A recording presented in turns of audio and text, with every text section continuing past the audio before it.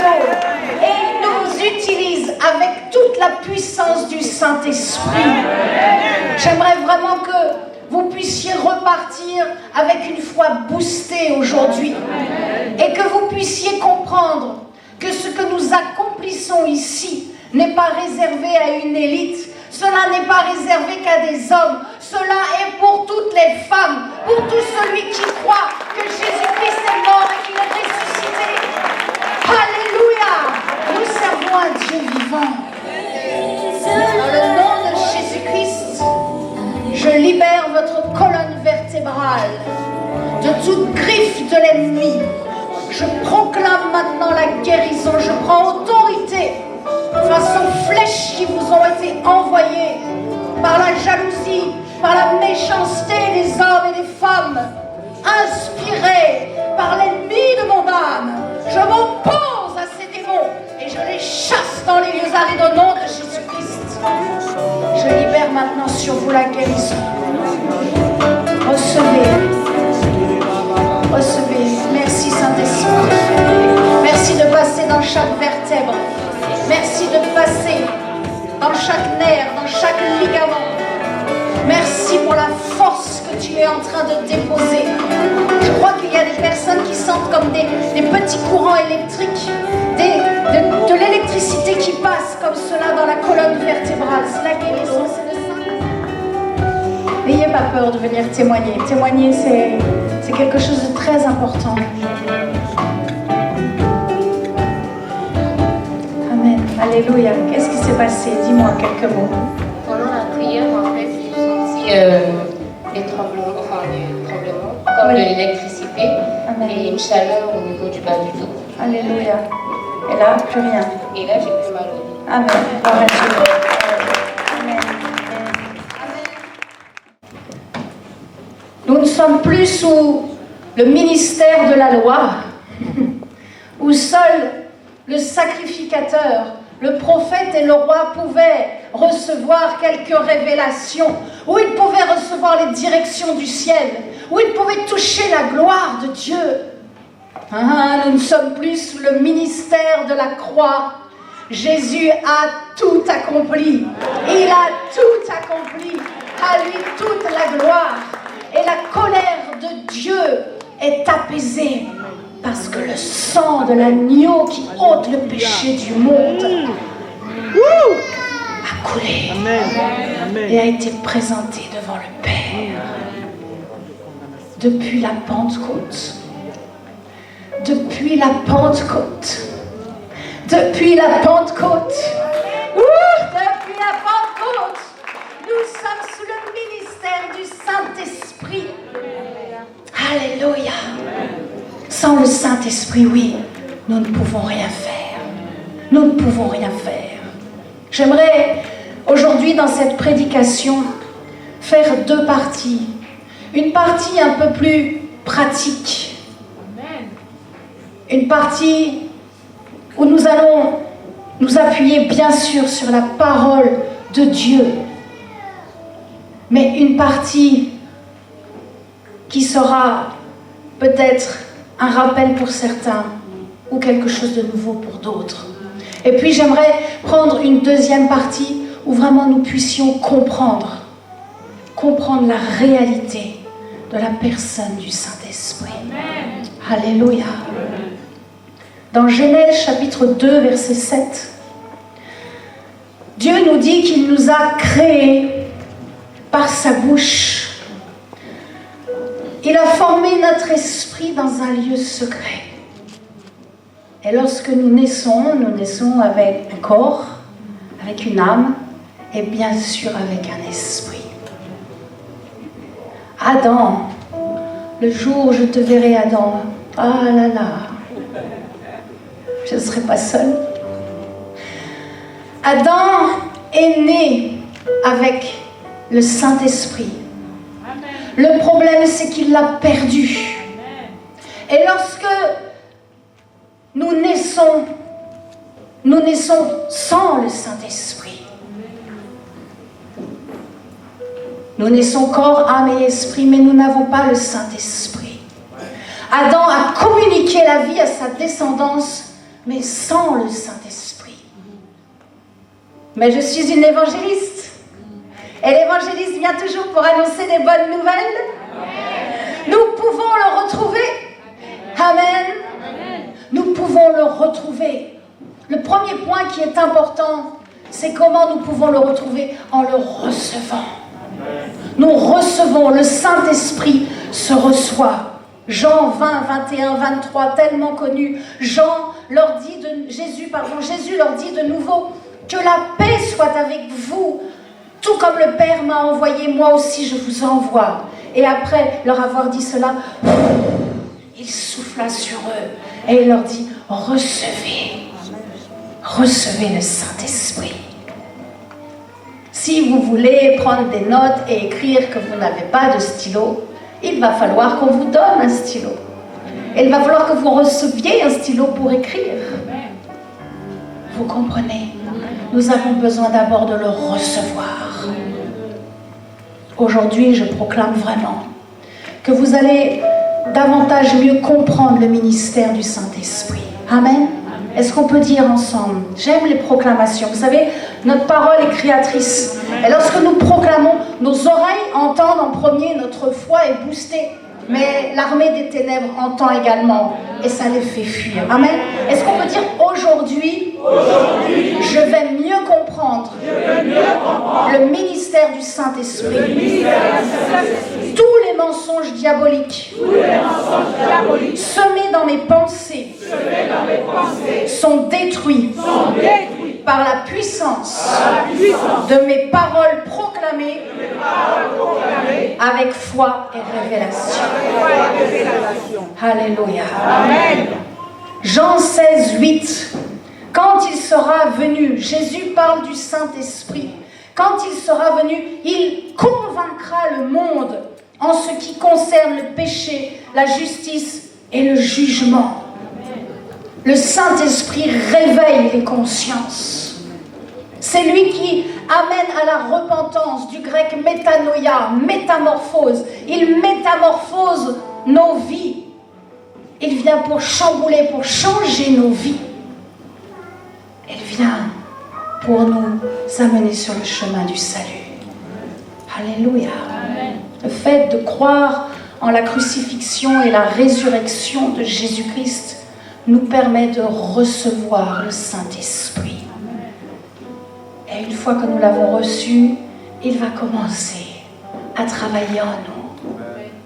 Jour après jour, il progresse. C'est ce qu'il veut. Il veut s'installer et demeurer en vous. Un peu, vous savez, à l'image, nous les femmes, quand nous faisons le ménage, j'aime moi en tout cas dans ma maison mettre un bon petit parfum. Comme ça, quand mon mari il rentre, il fait « Ah, ça sent bon dans la maison ». Et moi, je sais que c'est propre, c'est bon. Le Saint-Esprit vient et il est à l'aise. À l'image de ce parfum qui se répand, qui se dissipe dans toutes les pièces de la maison. C'est ce que fait le Saint-Esprit en nous. Et il vient et s'installe progressivement, jour après jour, parce qu'il vous aime. Amen. Le Saint-Esprit peut être bien sûr avec nous, et il est avec nous. Si vous avez accepté Jésus-Christ comme votre sauveur, il est avec vous. Que personne ne dise que vous n'avez pas le Saint-Esprit. Si vous proclamez Jésus-Christ Seigneur et Sauveur de votre vie, le Saint-Esprit est avec vous. Et pour l'éternité, ce n'est pas juste le dimanche matin, non, non, pour l'éternité. Le Saint-Esprit est en nous. Et j'aimerais développer ce point après, par le baptême du Saint-Esprit, par le baptême du feu du Saint-Esprit, par le parler en langue. Tellement important. Nous vivons des temps tellement particuliers, pasteur. Les plus grands hommes de Dieu nous enseignent à énormément parler en langue dans ces temps que nous vivons. Paul l'a dit aussi, et il faut beaucoup parler en langue. Mais je développerai ça un petit peu plus tard. Et puis le Saint-Esprit vient sur nous. C'est lorsqu'il nous revêt de puissance. Amen. Laissons-le vraiment nous transformer, afin que nous devenions des chrétiens mature et spirituelle. Et là, les pasteurs disent, ah, évangéliste, amen. Le Saint-Esprit, il nous enseignera toutes choses. Jean 14, 26. Oh, peut-être tout petit, on a dit, mais tu seras qu'un gros bêta. Je te dis que quand le Saint-Esprit vit avec toi, qu'il vit en toi, il t'enseigne toutes choses. Tu ne fais plus partie des imbéciles, tu fais partie des intelligents, de ceux qui cherchent Dieu. Alléluia. Quand nous étions un enfant, nous allions à l'école, j'ai béni tout à l'heure, j'aime les enfants et je vous bénis les enfants. Qu'est-ce qu'ils sont sages. Je vous bénis vraiment. Et vous qui vous occupez de ces enfants. Alléluia. Merci Seigneur, merci Père. Le Saint-Esprit vraiment vous visite aussi. Et que là où ces enfants sont placés dans ces écoles, qu'ils soient des témoins. Je proclame que vous êtes une lumière dans toutes les écoles où vous allez, dans tous les clubs sportifs où vous allez. Vous êtes une lumière dans ce monde. Alléluia. Amen. Alléluia. Quand nous étions un enfant, nous avions besoin d'un enseignant pour nous apprendre à compter, à écrire. Eh bien, c'est la même chose. Notre esprit a besoin d'un enseignant. Et cet enseignant, c'est le Saint-Esprit. Amen. Alléluia. Afin que nous ne fassions plus les choses comme nous avons envie de faire, mais que nous fassions à sa façon. Le Saint-Esprit nous enseigne. Il nous apprend à être dans une attitude selon le Saint-Esprit pour manifester les traits de caractère de Dieu. Galates 5, 22, le fruit de l'Esprit. Il rend en nous la parole de Dieu vivante. Il nous permet d'avoir un dialogue plus clair, moins confus. Et surtout, il nous aide à prier, à évangéliser, et nous aide à prophétiser. Et bien sûr, il nous aide à prêcher. Laissons-le vraiment nous enseigner. Comment? Eh bien, en nous abandonnant complètement dans ses bras. Vous savez, c'est comme les gens qui sont là avec... ils ont un fil et hop, ils font le grand saut. Mais ils n'ont pas peur, ils savent qu'il y a une corde. N'ayez pas peur. Le Saint-Esprit, c'est la paix. Jean 16, 13. Le Saint-Esprit, il nous avertit, il nous annonce les choses. Quand le Consolateur sera venu, l'Esprit de vérité, il vous conduira dans toute la vérité. C'est pour nous, alléluia. Car il ne parlera pas de lui-même, mais il dira tout ce qu'il aura entendu et il vous annoncera les choses à venir. Il nous révèle toutes choses. Il nous prévient par des songes, des fausses, des dangers, des complots. Oh, j'aime lorsque je suis réveillée et que le Saint-Esprit me montre quelque chose, ou une sœur, ou un événement qui va se produire. Je dis merci, tu m'avertis. Et je prie, j'intercède. Les songes nous sont donnés pour intercéder, afin que les choses qui nous sont montrées en tant que danger n'arrivent pas. C'est notre puissance, la prière. Si vous voulez davantage de révélation par rapport à la différence entre un rêve, une vision et un songe, vous allez sur YouTube, j'ai vraiment donné un très bon message qui explique bien la différence. Nous devons être clairs sur ce sujet. Le Saint-Esprit nous fait aller aussi comme les aigles, tout en haut. Alléluia, on est bien sur les hauteurs, n'est-ce pas? Et être des visionnaires. Amen, pour réaliser vos projets. Je crois que nous pouvons ensemble proclamer que nous ne tomberons pas parce que le Saint-Esprit nous avertira. Amen. Est-ce qu'on peut dire ensemble, je ne tomberai pas, je ne chuterai pas dans les fosses, car le Saint-Esprit m'avertira et je reconnaîtrai sa voix. Alléluia. Bien sûr qu'il nous fait aussi rentrer dans l'adoration.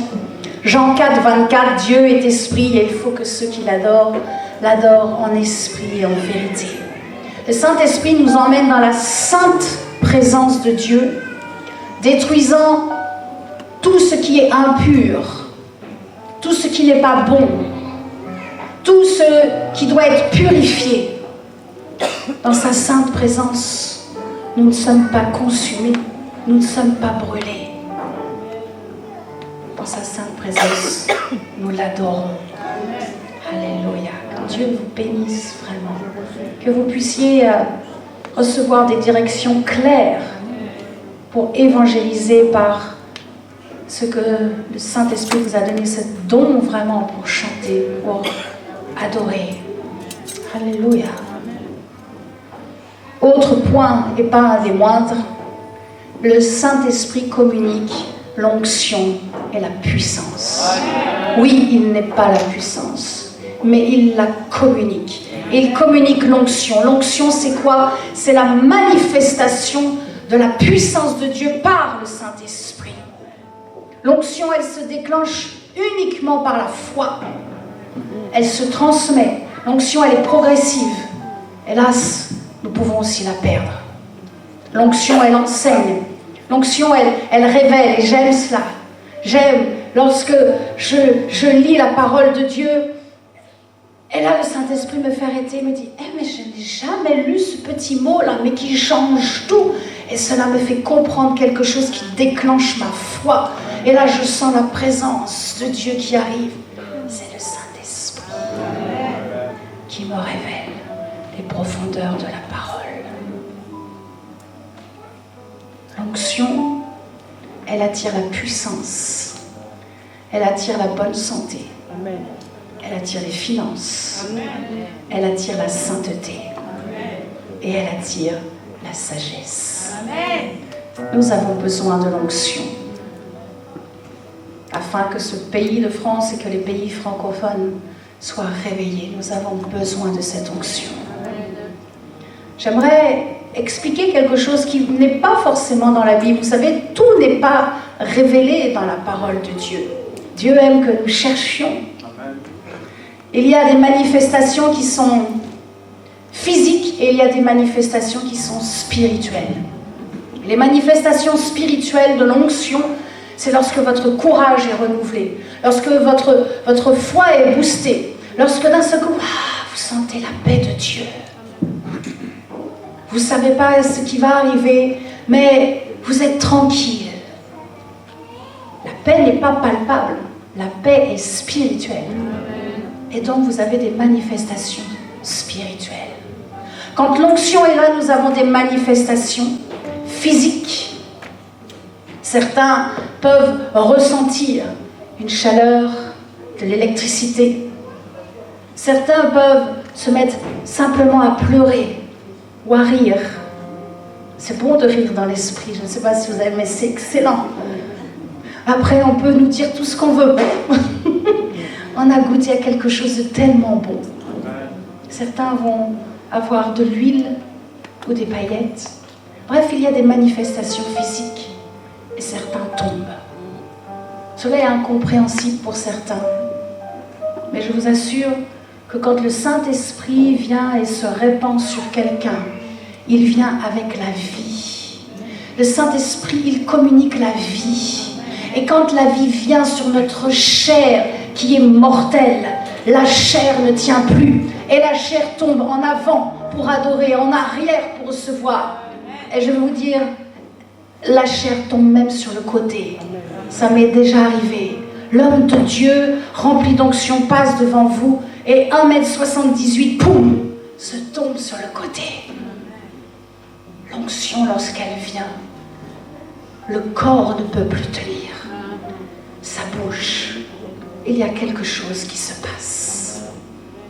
Parce que la chair ne veut pas de la vie. Mais notre esprit, lui, c'est ce qui le réclame. Notre esprit réclame encore plus de la vie de Dieu. L'onction et la puissance. Le Saint-Esprit communique la puissance. Dynamus, j'aime bien moi. La puissance, c'est de la dynamite.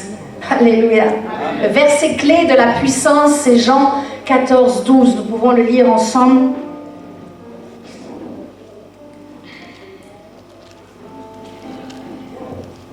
en vérité, j'aime ce verset, je vous le dis, Jésus déclare, je vous le dis, celui qui croit en moi fera aussi les œuvres que je fais, et il en fera de plus grandes, parce que je m'en vais au Père. Cela juste signifie, mon ami, tout ce que Jésus a fait, tu peux le faire.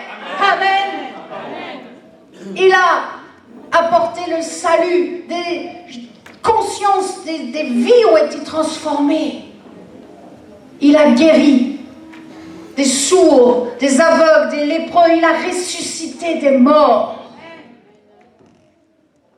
Pasteur, je vous assure, il va se passer quelque chose dans la résurrection. Ce n'est pas moi, c'est simplement le Saint-Esprit. Alléluia. Alléluia. Et il a délivré. Il a chassé les démons. Comment peut-on avoir peur de chasser les démons? Je vous assure, j'ai entendu une fois, oh, je ne règle pas mes comptes sur l'estrade, c'est juste parce que cela me dérange tellement. Un pasteur qui m'a dit, mais je ne chasse pas les démons. J'en ai chassé un et je me suis retrouvée à 3 mètres derrière. J'ai dit, oh, il y a un problème. Ai-je bien la même Bible? Jésus me dit, allez, guérissez les malades, chassez les démons, allez annoncer l'évangile. Ça, c'est la parole de Dieu. Et ce n'est pas réservé juste à l'évangéliste. Ce n'est pas juste réservé à papa, ou maman, pasteur. C'est pour tous, pour tout homme, pour toute femme. Croyez-le. Exercez la foi. Faites des expériences avec le Saint-Esprit. Là où vous êtes, dans votre travail, dans votre famille, lorsque vous rencontrez des personnes, faites des expériences. Croyez. Vous avez reçu le Saint-Esprit. Il est avec vous. Alléluia. Il désire tellement nous utiliser pour que nous puissions accomplir des miracles et des prodiges. Waouh! Waouh! Pasteur! Oh, quand j'étais au Bénin, Pascal, souviens-toi que j'ai vu cette jeune fille qui arrivait avec les béquilles. La maman avait été voir tellement de gens, mais sa fille qui avait 13 ans souffrait et ne pouvait pas marcher. Et le Seigneur nous a envoyés et il a permis d'utiliser ma vie. J'ai prié une simple prière. Je n'étais pas là en train de... non, j'ai simplement mis ma foi en action. Vous imposerez les mains aux malades. Et j'ai mis ma main sur les hanches de cet enfant. Et cet enfant a laissé tomber la béquille. Je n'ai même pas vu, je continuais de prier. Cet enfant a commencé à marcher. Alléluia. Toute la gloire est à Dieu. C'est juste une question de foi. Vous pouvez le faire. C'est juste une question de foi dans celui qui est au-dessus et qui a tout accompli à la croix, Jésus-Christ. Le Saint-Esprit, et c'est le dernier point de ma première partie, nous en avons parlé tout à l'heure, mais c'est tellement le plus important. Le Saint-Esprit veut être en communion avec nous pour faire connaître l'amour de Dieu. 2 Corinthiens 13, 13. 2 Corinthiens 13, 13. La parole de Dieu déclare que la grâce du Seigneur Jésus-Christ, l'amour de Dieu et la communication, mais le mot exact vraiment dans le grec, c'est communion, du Saint-Esprit soit avec vous tous. Le recevoir, c'est simple. Mais après, il va falloir entretenir une intimité avec lui. Il fallait que pour qu'il communie avec nous, pasteur, il fallait que Jésus soit glorifié. Oui, le Saint-Esprit est une personne. Alléluia. Il est une personne. Il n'est pas un animal. Parce qu'un animal ou la nature n'a pas d'esprit. Mais vous et moi, nous avons un esprit parce que nous sommes créés à l'image de Dieu, qui Dieu est esprit. C'est pour cela que le Saint-Esprit vient communiquer avec nous, avec notre esprit. Mon corps est le temple du Saint-Esprit. Votre corps est le temple du Saint-Esprit. 1 Corinthiens 6, 19. Où est le corps du Saint-Esprit? C'est le vôtre. C'est le mien. Nous sommes le corps du Saint-Esprit. À chaque fois que vous allez quelque part, le Saint-Esprit est avec vous. Parce que nous sommes le temple de l'Esprit Saint vivant du Dieu Tout-Puissant. Il nous communique la vie, l'Esprit vivifie. 2 Corinthiens 3, 6.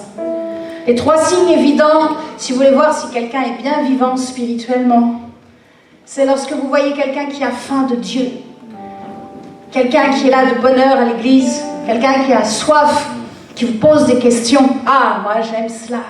J'aime les inconvertis quand ils me posent des questions, parce que je sais que la vie est en train de commencer à bouillir. Le signe évident lorsque la vie du Saint-Esprit est dans un être, c'est que sa foi est vivante. Elle ne va pas attendre sur sa chaise. Elle va se lever et il va faire, il va commencer à aller, à bouger.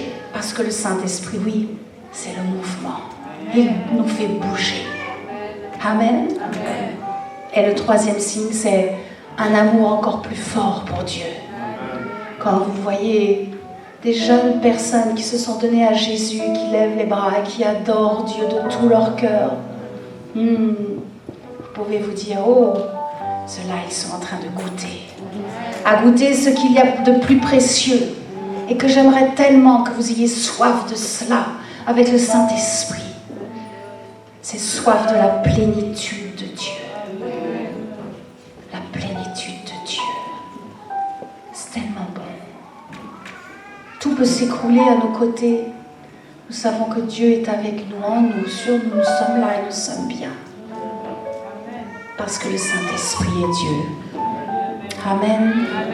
Bien sûr, le Saint-Esprit console, il est le consolateur. Si vous avez perdu un être cher, si vous traversez un temps de divorce, si vous avez été poignardé dans le dos par... Non, ce ne sont pas des amis puisqu'ils vous ont poignardé dans le dos. Nous les bénissons. Mais il faut recevoir sa consolation, sa guérison.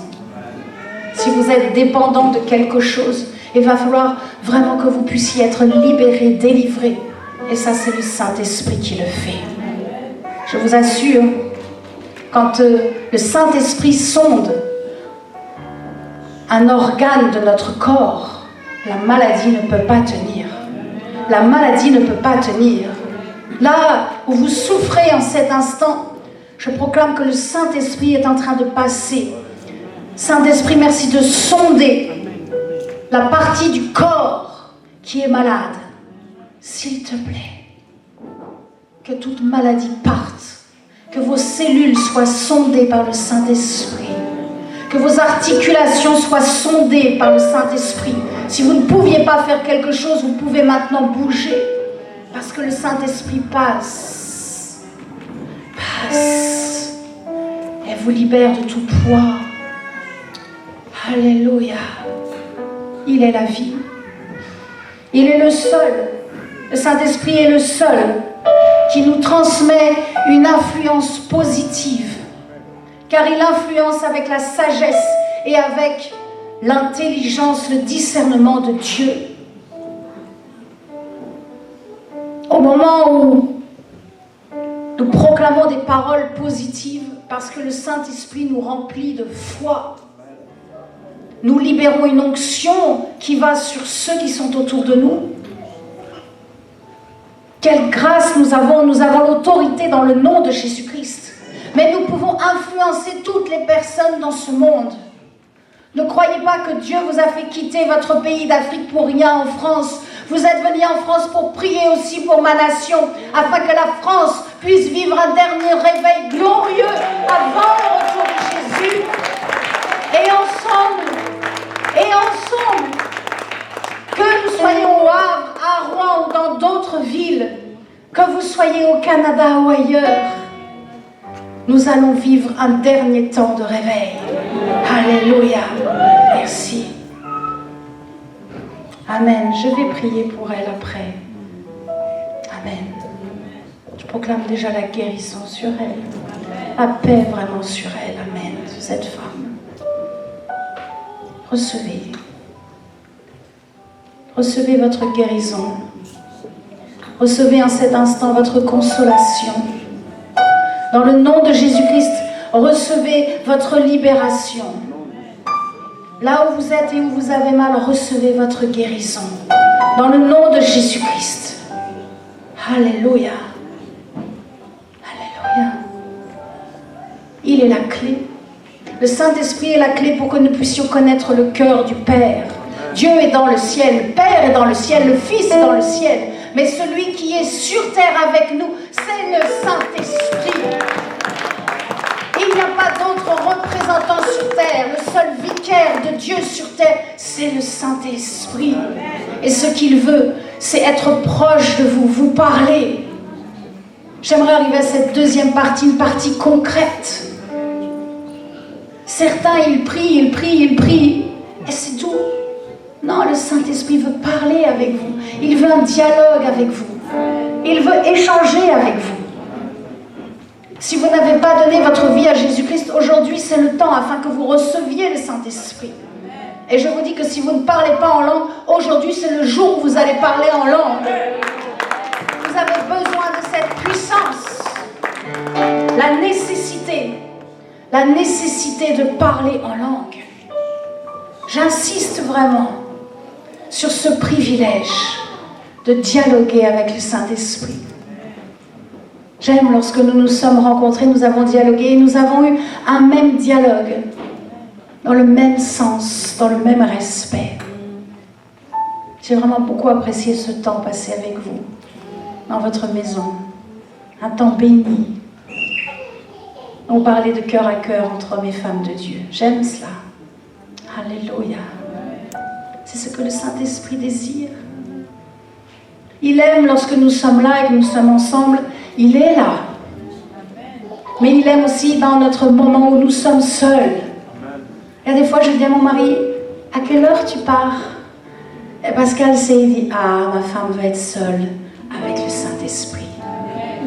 Et je suis dans mon bureau, il n'y a personne dans la maison. Et je peux pleurer de toutes les larmes de mon cœur pour ces âmes qui se perdent. Je peux prier et adorer celui qui est le seul que j'ai de plus précieux. Mon bien-aimé Saint-Esprit, j'ai encore tellement à apprendre de toi. Et je reçois sa paix, sa visitation. Et là, il me dit, prends la Bible et lis tel passage. Et je passe un moment avec lui. C'est là le bonheur. Je passe un agréable moment avec vous. Je suis très heureuse. J'aime lorsque je suis avec mon mari, que nous passons des temps ensemble ou que nous allons sur le terrain missionnaire. J'aime mes frères et sœurs. Mais les moments où vraiment je suis le plus heureuse, lorsque vous avez goûté à cela, n'est-ce pas? C'est lorsque nous sommes avec le Saint-Esprit. Vous ne serez plus jamais seul. Le diable est un menteur. Certains sont en train de penser, oui mais évangéliste, toi tu es marié. Non, non, non. Si tu as reçu le Saint-Esprit, tu ne seras plus jamais seul. Tu ne peux plus t'endormir seul. Parce qu'il est là avec toi. Éternellement. Nous pouvons le ressentir, n'est-ce pas? J'aime le sentir là en cet instant. J'aime sa paix. Ah, c'est si bon. La présence de Dieu. Nous pouvons le toucher. Vous savez que, je ne voudrais pas vous choquer, mais nous avons des sentiments et Dieu a des sentiments. Parce que nous sommes créés à l'image de Dieu, Dieu a des sentiments. Et il y a des sentiments en nous qui sont rattachés à la chair. C'est le problème. Et d'autres sentiments qui sont rattachés à l'esprit. Ceux qui sont rattachés à la chair doivent être censurés, consumés, sanctifiés. Mais les sentiments qui sont rattachés à l'esprit. Et il n'y a pas besoin de les sanctifier. Ils sont déjà purs, ils sont déjà bons. Et il suffit simplement de les enclencher. Il suffit simplement de les faire fonctionner. Alors si vous priez, que vous avez envie de pleurer, pleurez. Si vous êtes en train d'intercéder, vous gémissez, vous vous roulez par terre et vous avez mal et vous criez, criez. La vraie intercession, celle qui sort des entrailles, n'est-ce pas les sœurs? Oh, ces entrailles de compassion. Si vous êtes un évangéliste et que vous n'avez pas la compassion, il y a un problème. Parce qu'un évangéliste a des entrailles de compassion. Lorsque je vois ces veuves qui n'ont rien, je dis à mon mari, emmenons tout ce que nous pouvons emmener dans nos valises. Lorsque nous arrivons et que nous voyons ces enfants qui sont tellement heureux de nous voir et qui n'ont ni père ni mère, je leur donne de ce que je peux donner en amour que Dieu me donne. La compassion. Lorsque quelqu'un souffre, on ne le laisse pas souffrir. Puisque nous avons saisi que le Saint-Esprit est avec nous et que le Saint-Esprit guérit, alors nous mettons notre foi en action et nous imposons les mains aux malades et ils sont guéris. C'est juste une question de foi, mes amis. C'est juste une question de foi. Les sentiments qui sont rattachés à l'esprit, il faut les faire fonctionner. Prenez l'exemple. Peut-être, voilà, nous sommes ici, nous sommes bien dans la salle et d'un seul coup, on entend quelqu'un en train de pleurer dehors. Les pleurs sont le fruit d'un sentiment. Est-ce que la personne pleure parce qu'elle souffre? Est-ce qu'elle pleure parce qu'elle a appris un deuil de tristesse? Elle pleure. Ou est-ce qu'elle pleure parce qu'elle est tellement dans un état de félicité? Il y a des gens qui sont en train de crier devant des grands matchs de foot et nous, les enfants de Dieu, nous ne pourrions pas crier, exprimer toute notre joie. La joie est pour nous, l'allégresse est pour nous. Alléluia! Amen! Nous avons besoin du Saint-Esprit pour apprendre à discerner. Est-ce que quelqu'un pleure de joie ou pleure de souffrance? Oh Élie, Élie le sacrificateur, s'est trouvé devant Anne. Mais Anne, tu as bu. Seigneur, Anne était en train de souffrir parce qu'elle n'avait pas d'enfant. Elle était en train de prier son Seigneur. Elle disait, Père, je veux un enfant. Je te le donnerai pour te servir, mais ne me laisse pas dans cet état de stérilité. Nous avons besoin du Saint-Esprit pour assister et discerner les personnes que nous rencontrons. Alléluia. Alléluia. Nous avons besoin d'apprendre à lui laisser toute la place. Dimanche dernier, mon pasteur m'a fait la grâce d'apporter la parole. Et à la fin du message, c'était sur Jésus qui est le rocher. Comment l'eau peut-elle sortir du rocher? Et à la fin, j'ai dit, est-ce qu'on peut prendre encore un temps d'adoration? J'aime ce chant qui dit, Jésus, tu es mon bien-aimé, j'aime ta présence. Jésus, j'aime ta présence, mon bien-aimé. Et donc, on commençait à chanter, le Saint-Esprit m'a dit, sors, quitte l'estrade, laisse-les m'adorer. Il y a des temps où il faut s'éclipser. Il faut entendre, obéir et lui laisser toute la place. Toute la place.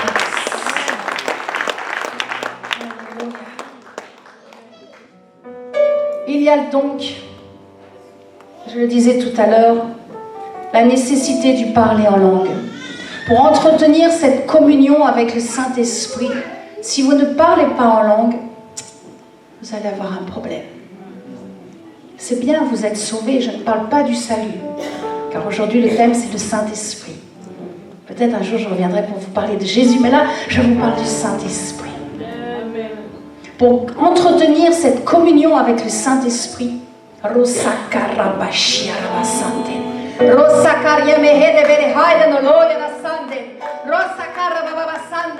le parler en langue est une force qui repousse la puissance des ténèbres.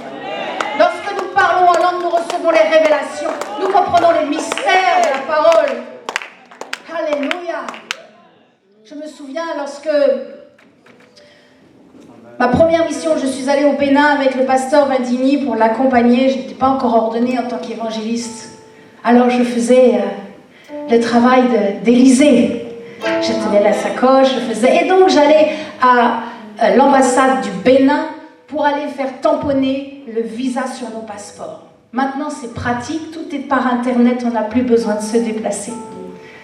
Et donc je dépose mes passeports le matin et je reviens les chercher l'après-midi. Et entre les deux, comme je suis une femme, je vais un peu faire le shopping. Et voilà que je m'approche d'une grande enseigne. Je marche, et d'un seul coup, je vois une femme qui vient vers moi. Et là, le Saint-Esprit m'a saisi. Et je commence à parler en langue. C'était une femme, une voyante, qui voulait simplement saisir ma main. Elle est passée à 3 mètres de moi, elle n'a pas pu me toucher. Yes! La puissance du Saint-Esprit, la puissance de parler en langue. Parler en langue. Prier en langue. Adorer. Laissez le Saint-Esprit vraiment vous inonder. Nous avons besoin du parler en langue? Oui, bien sûr.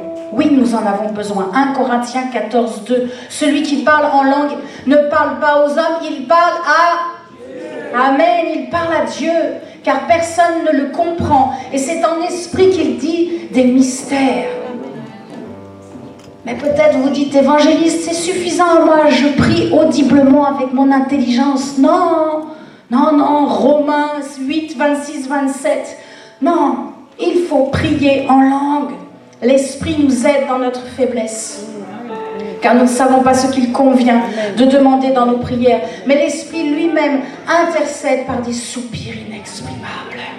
Le parler en langue nous édifie. Le parler en langue nous fait devenir spirituel. Le parler en langue transforme notre discours. Il devient clair. Le parler en langue amène l'esprit prophétique et l'onction. Il est un don surnaturel. Il est le seul qui est permanent. Je ne peux pas prophétiser comme cela sur toi tout de suite. Mais je peux parler en langue maintenant, quand je veux, quand nous voulons, où nous voulons. Il est le seul don permanent. Alléluia.